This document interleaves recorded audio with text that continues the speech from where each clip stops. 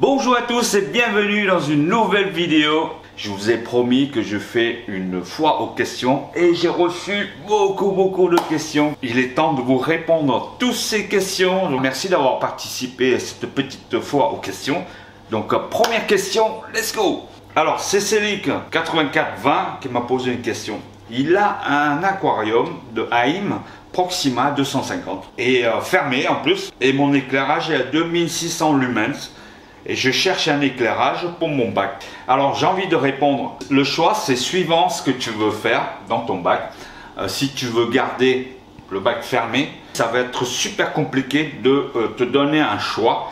Mais par contre, si tu veux ôter le capot, on va dire, tu as plusieurs choix. Alors suivant aussi ce que tu fais dans le bac, si c'est des plantes compliquées ou pas compliquées, si c'est vraiment quelque chose de très complexe. Et après aussi, suivant ton budget. Alors tu as des rampes qui peuvent coûter 150 € jusqu'à 420 €, même voire beaucoup plus. Donc tu as d'entrée de gamme, tu as des Cheerio WRGB2, ou alors sinon tu as le WRGB2 Pro qui est un cran au-dessus. Tu as les gammes des Twinstar, donc Twinstar SE, ils sont pas mal du tout. Et après, un cran au-dessus, tu as Cheerio Vivid 2, suivant la largeur de ton bac. Je connais pas trop des Haim 250. Et après, tu as le Wick Aqua aussi, qui est un petit peu moins cher que le Cheerio WRGB2, suspendu. Ce moment-là, tu vas enlever le capot et tu mets des potences comme ça. Tu mets, je sais pas, la façade, je sais pas combien ça fait, mais tu peux en mettre une ou deux rangs, voilà, suivant ce que tu veux faire avec ton bac. Alors, on continue avec Vincent Doma 5022 sur YouTube qui m'a posé la question: quelle est ta routine dans les premières semaines suite à la mise en eau d'un nouveau bac? Gestion CO2, changement d'eau, fertilisation, gestion de diatomée, éclairage aussi, l'eau osmosée, comment gères-tu ton eau osmosée, reminéralisée, les paramètres qui te semblent idéaux pour une bonne pousse de plante, conductivité, pH, GH, etc. Alors j'ai envie de dire, pour la routine des premières semaines, si ton sol il est neuf, tu fais des changements d'eau tous les 3-4 jours pour enlever tout l'ammoniaque qu'il y a dans le sol technique. C'est très important, sinon tu risques d'avoir des algues filamenteuses. En gros, dans les 90% des cas, il y a toujours des algues filamenteuses. Ensuite, gestion CO2, il faut mettre pas mal de CO2 pour contrer les algues, justement, les algues filamenteuses. Tout ça, ils n'aiment pas trop le CO2. Donc, dès l'entrée, départ, tu mets du CO2. Enfin, c'est ce que je fais pour que le drop soit vert clair. Fertilisation. Moi, je le mets dès le départ, le produit DAP Bio que j'ai, les trois produits, c'est-à-dire bactéries, DAF Gros et micro et macro de chez DAP Bio. Donc, les plantes, ça pousse bien. Ensuite, l'eau osmosée. Par exemple, sur ce bac-là, c'est de l'eau robinet. C'est-à-dire que mon sol, c'est un ancien sol. Je mets de l'eau robinet, ça pousse comme vous voyez là. Le sol, il a déjà au moins 4 ans, ça pousse, donc aucun problème là-dessus.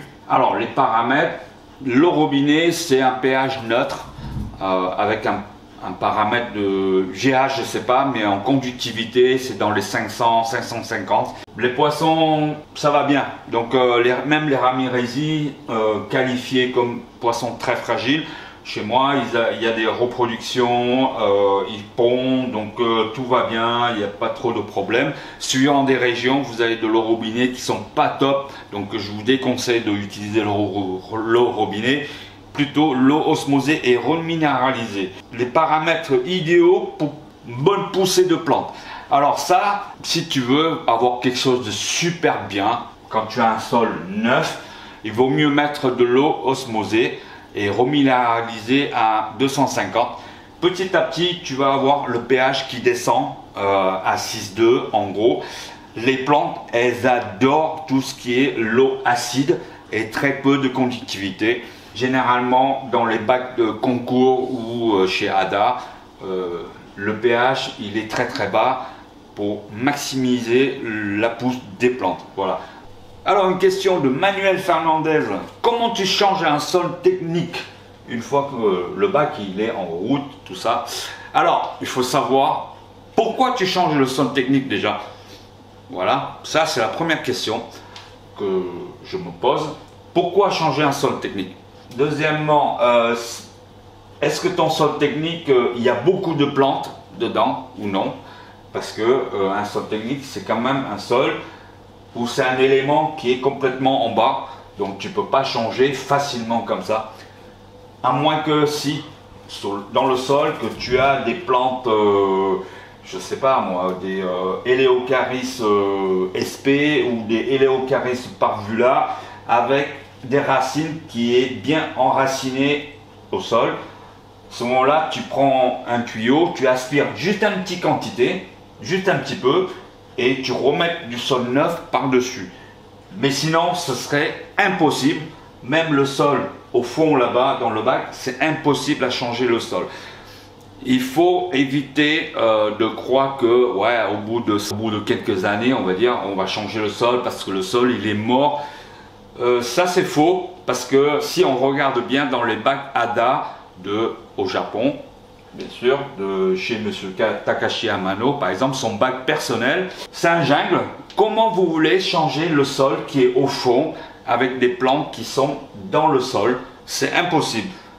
Parce que, à moins qu'il faut démonter toutes les plantes, enlever tout le sol par aspiration et de remettre le sol neuf et replanter. Mais ça, je ne crois pas que les Japonais ils font ça. Ainsi que le bac à Lisbonne, ça fait depuis 2014 ou un truc comme ça que le bac il est en service avec 160 000 litres d'eau. Je vois mal comment les gars ils vont avec une pelle pour enlever le sol technique pour remettre le sol. C'est impossible parce que les plantes ils sont déjà plantées dans le sol, enracinées avec plein de racines sous la couche de power sand. C'est-à-dire pouzzolane si vous voulez, ils sont accrochés en dessous et c'est impossible à enlever. Si ton sol qui est vieux, mais si des plantes ne poussent pas, il faut chercher ailleurs. Est-ce qu'il y a assez de CO2? Est-ce qu'il y a assez d'engrais? Est-ce qu'il y a assez d'éclairage? Les paramètres d'eau et de temps en temps, sous le sol, il faut mettre des bouts d'argile pour booster un petit peu des racines des plantes pour que les plantes soient bien en forme, etc. etc. Une autre question de Pilou Pilou.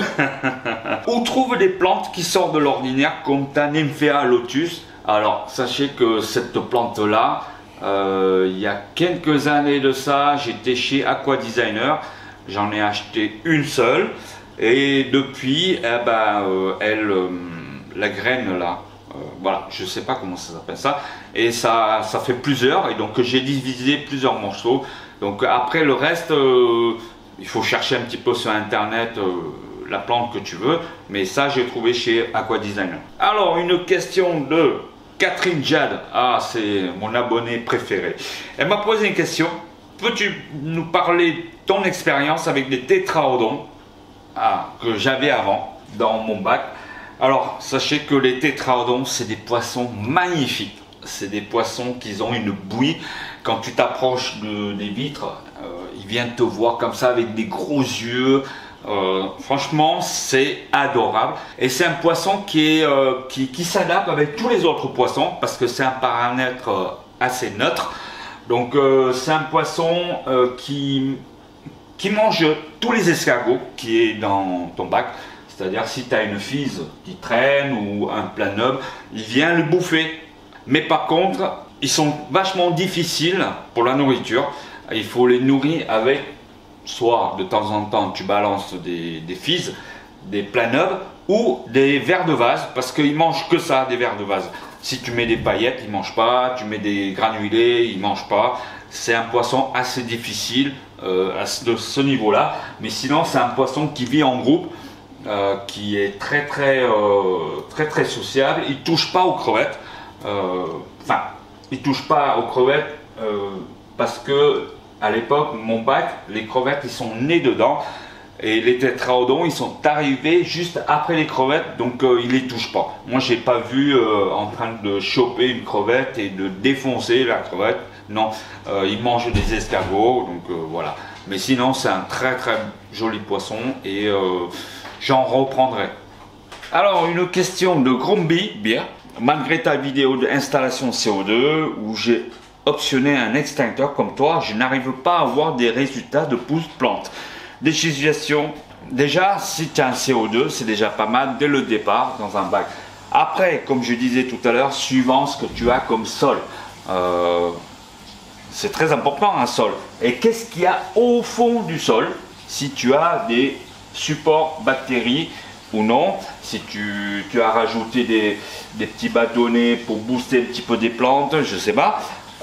En plus, je sais pas qu'est-ce que tu as comme lumière. Si tu as une bonne lumière qui booste, c'est pas tout d'avoir un CO2. Si tu as un CO2 que tu n'as pas la lumière qui va avec, que tu n'as pas le sol qui va avec, tu n'as pas l'eau qui va avec tes paramètres, tes plantes, ça pousse tranquillement, mais pas non plus une folie. Donc il faut savoir ce que tu as dans ton bac. Est-ce que ton bac il est assez, on va dire, niveau matériel, assez costaud ou non, pour que les plantes puissent suivre le reste, quoi. Voilà.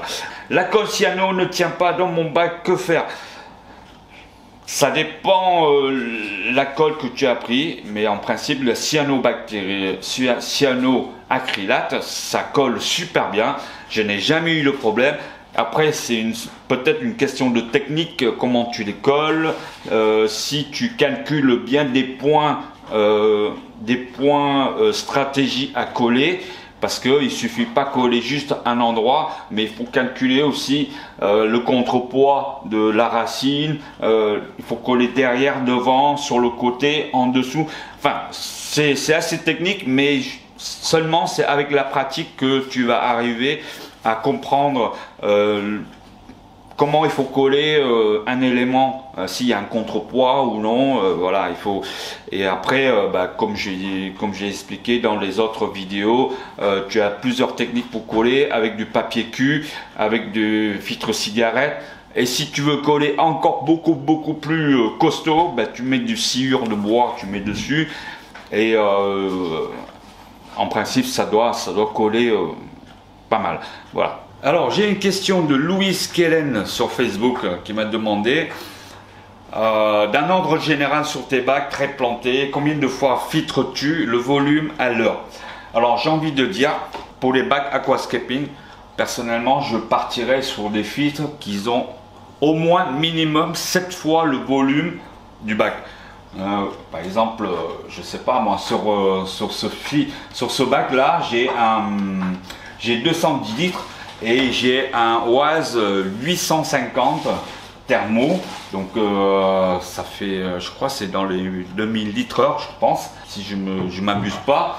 Donc 2000 litres heure, ça filtre, ouais, ça filtre pas mal, quoi. Mais pour l'instant, il manque un petit peu encore. Donc personnellement, je partirais sur 7 fois le volume du bac, parce que sur un bac aquascaping, c'est vraiment, c'est pas pareil qu'un bac classique où très peu de plantes, très peu de produits dedans, enfin il n'y a pas de sol technique. Sur un bac planté, tu as beaucoup de sol technique, donc ça relargue quand même pas mal de l'ammoniac dès le départ. Et il faut que ça contienne beaucoup de bactéries dans un filtre.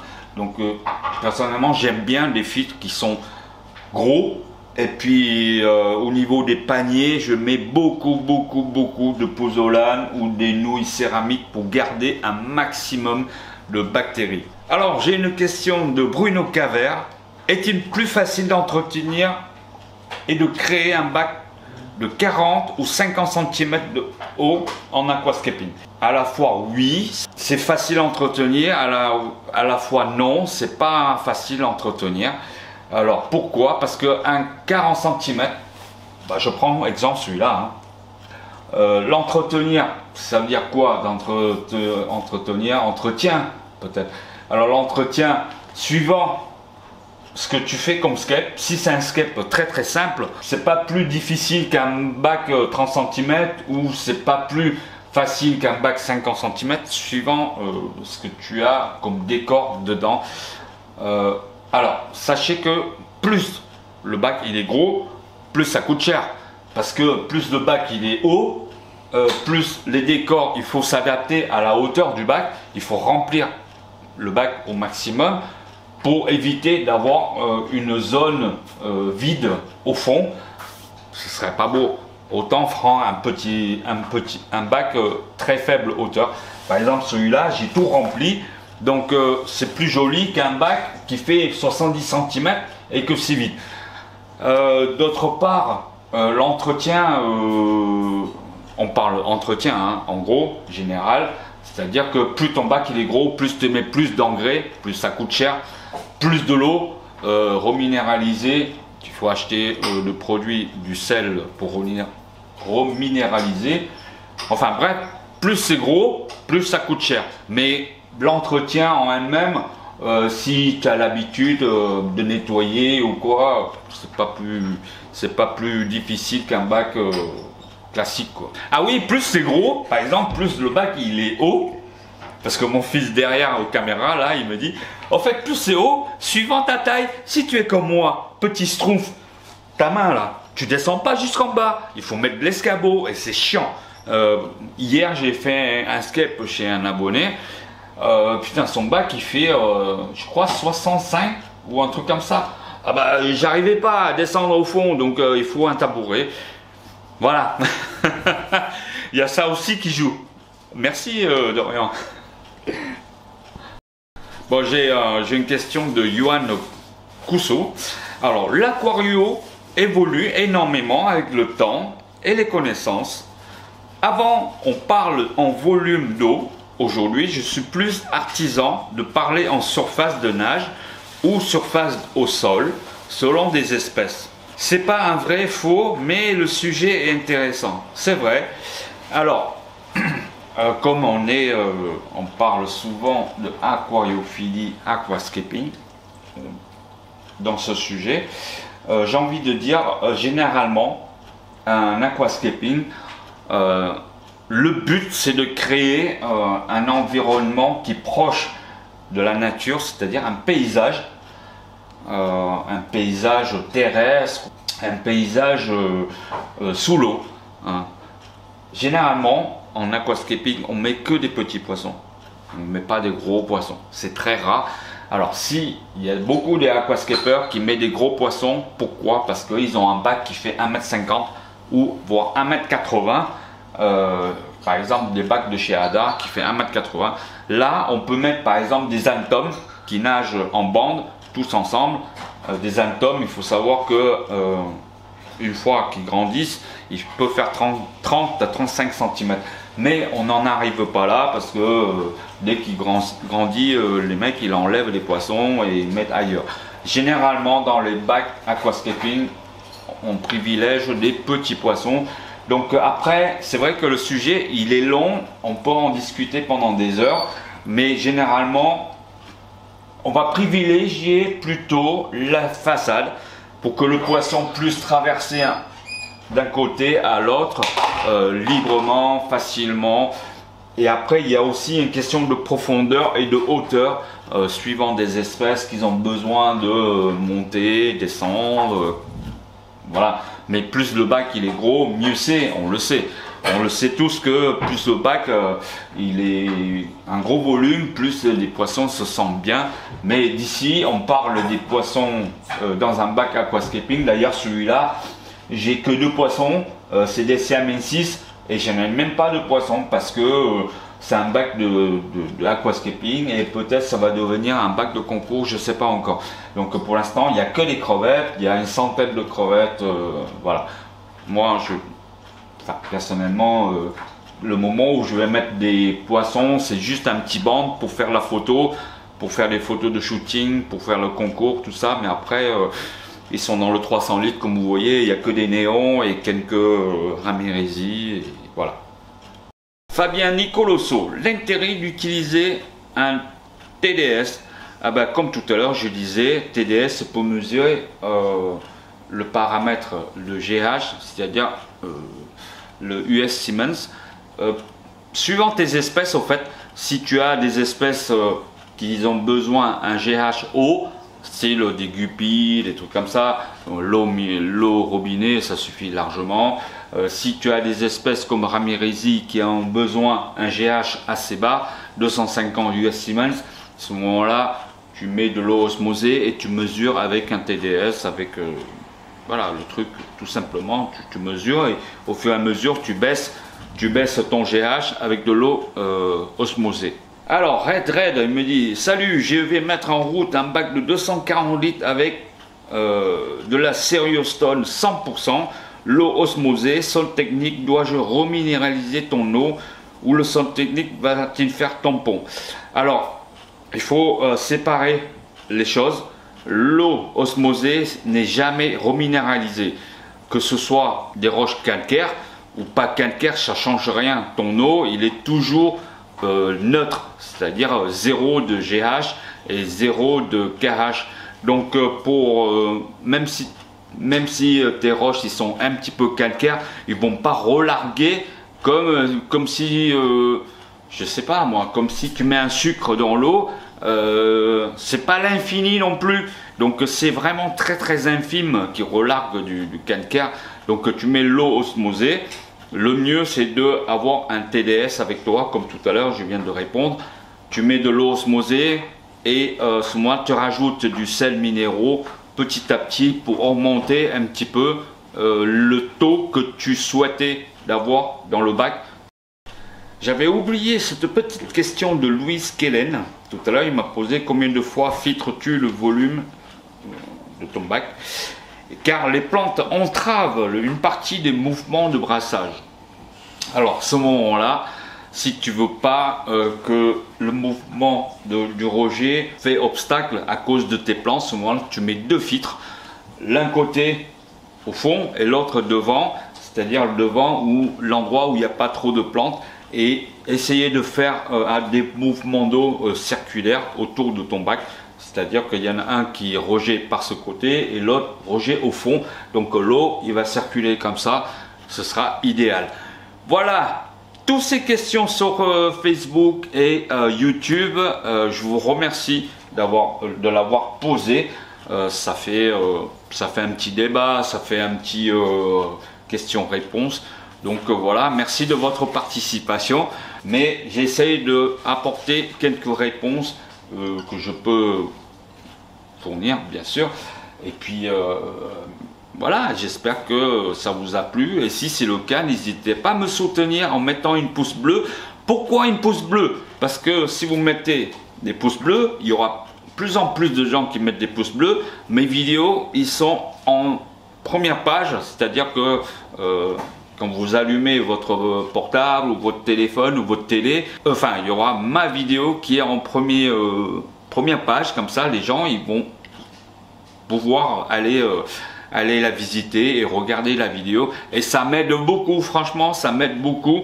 Et si tu n'es pas encore abonné, bah, abonne-toi, c'est gratuit, il n'y a pas plus simple, c'est gratuit. Et si tu veux suivre mes vidéos, parce que bientôt il y en aura une qui va sortir pour le montage du bac que je viens de recevoir il y a quelques temps, là, 2-3 semaines, je sais pas, je sais plus, un nouveau bac de chez Aquascape.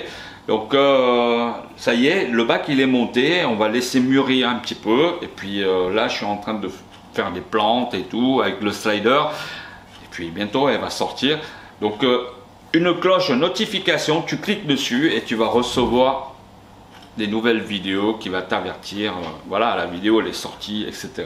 En tout cas, merci d'avoir beaucoup regardé cette vidéo, et je vous souhaite une excellente journée, bonne soirée, bonne matinée, voilà, tout ce que tu veux.